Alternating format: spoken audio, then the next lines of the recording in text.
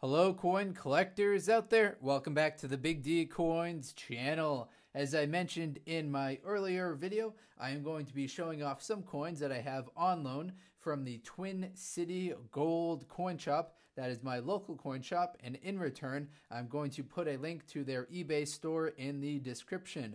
So if we go from the list of coins that I've got on loan, we're actually going to be looking at the one on the bottom right here, which is a 1938 Pcgs PR65 Mercury dime. Now this coin right here is this one right here. Now what's special about this one in many things is the price associated with it. Now the reason why this one is so valuable is because there were not very many proof sets that were made in the year 1938. So I just zoomed in a little bit to help you out. We're looking at the grade at the top. It is a Pcgs Proof 65, and the year is 1938. The face value of the coin is 10 cents. So if we look down here at the bottom of the coin, we can see the actual date, and we'll rotate it a little bit for you. Now, the reason for the value of this coin is being so high, and the reason why I probably couldn't get it unless Twin City Gold didn't help me out is because the mintage of 1938 proof sets was just 8,728. Now, proof sets didn't start until 1936, so this would have been the third year that the United States Mint started making proof sets. The first year, which will probably be the rarest ever proof set, is going to be 1936. There were only 3,837 proof sets made in 1936. Only 5,542 proof sets were made the following year in 1937. And then we have 1938, which is this one right here, and about 8,728 of them were made. Now, as far as the price guide associated with this, if you look at the PCGS price guide for a PR65, they've got a price guide of $350. So that is quite an expensive coin. An amateur like myself would have a hard time ever laying their eyes on this unless they went into a coin shop and looked through the glass to look at it, or if they had a very nice coin shop like Twin City Gold who let them take it out on loan. Now the price guide is $350. However, if you look at the recent auction results, they're selling for around closer to $200 for that PR65. So in November 2018 at a heritage auction, one PR65 sold for $204. In September, one sold for $192, $204, $200, and $216. Those are all PCGS graded coins. Now, as far as the Mercury dime, you might not be too familiar with the coin. One of the key areas to look for with the Mercury dime is you have to flip it over and you have to check out the bands that are on the reverse side of the coin. And then let me rotate it for you and you'll be able to see the bands a little bit clearer. Now the bands, which are the parts going on across the actual kind of shaft right here, so the bands go across. Those are one of the high points of the coins, so those will wear out rather easily. Now that kind of can give you a good indication on the value of your coin.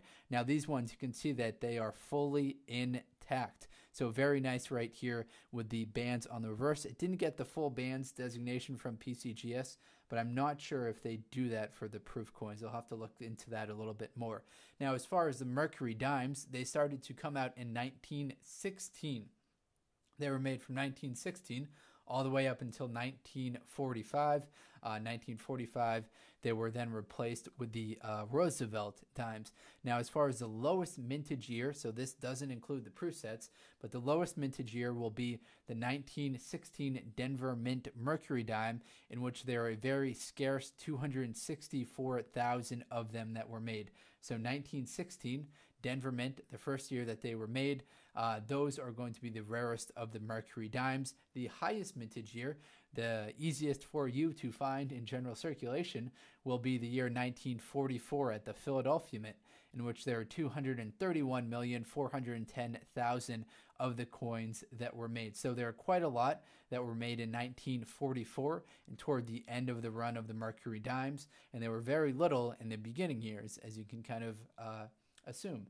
The average mintage across all of the years and all of the mints will be 34,760,000 of these that were made.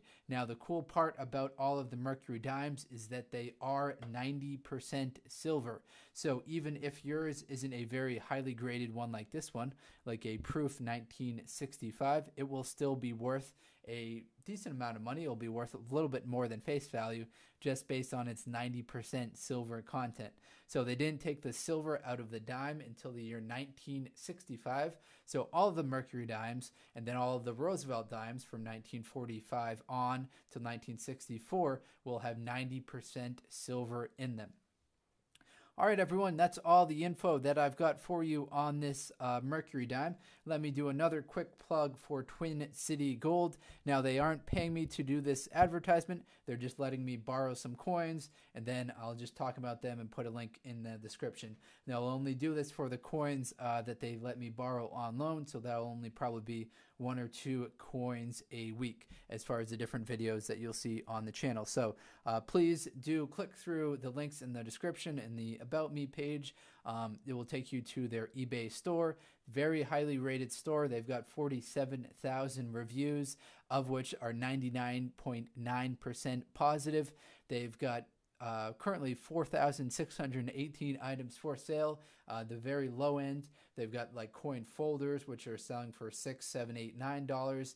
And on the high end, they've got very nice coins like the 1909 S VDB 1 cent coin, which is graded by NGC at a mid-state 65. So they're selling that one for quite a lot of money, but that's one of the famous 1909 San Francisco Mint VDB Lincoln cents that we've talked about a little bit on the channel. So thank you very much for watching this video. Take care, everyone, and best of luck coin collecting out there. Enjoy!